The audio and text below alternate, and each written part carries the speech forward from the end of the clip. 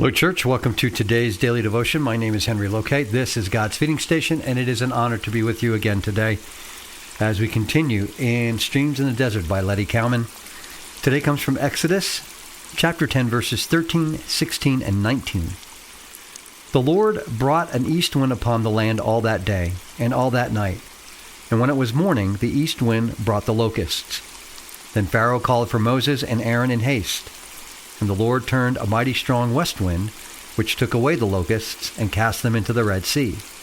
There remained not one locust in all the coasts of Egypt. See how in olden times, when the Lord fought for Israel against the cruel Pharaoh, the stormy winds wrought out their deliverance. And yet again, in that grandest display of power, the last blow that God struck at the proud defiance of Egypt. A strange, almost cruel thing it must have seemed to Israel to be hemmed in by such a host of dangers. In front, the wild sea defying them. On either hand, the rocky heights cutting off all hope of escape, the night of hurricane gathering over them. It was as if the first deliverance had come only to hand them over to more certain death. Completing the terror, there rang out the cry, "The Egyptians are upon us." When it seemed they were trapped for the foe, then came the glorious triumph. Forth swept the stormy wind and beat back the waves, and the hosts of Israel marched forward, down into the path of the great deep, a way arched over with God's protecting love.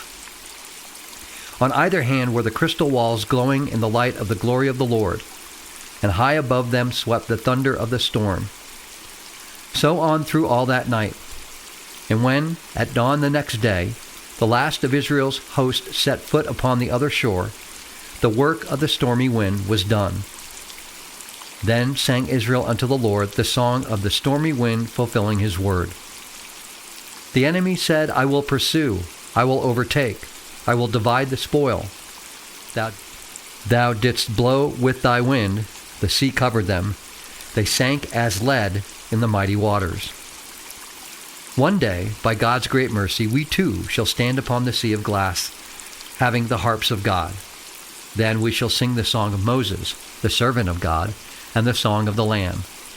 Just and true are thy ways, thou King of saints. We shall know then how the stormy winds have wrought out our deliverance. Now you see only the mystery of this great sorrow. Then you shall see how the threatening enemy was swept away in the wild night of fear and grief. Now you look only at the loss. Then you shall see how it struck at the evil that had begun to rivet its fetters upon you. Now you shrink from the howling winds and muttering thunders. Then you shall see how they beat back the waters of destruction and opened up your way to the goodly land of promise. Mark Guy Pearce. Though winds are wild and the gale unleashed, my trusting heart still sings. I know that they mean no harm to me. He rideth on their wings. Amen. Have a wonderful rest of your day, and Lord willing, we'll chat tomorrow. Take care. Bye-bye.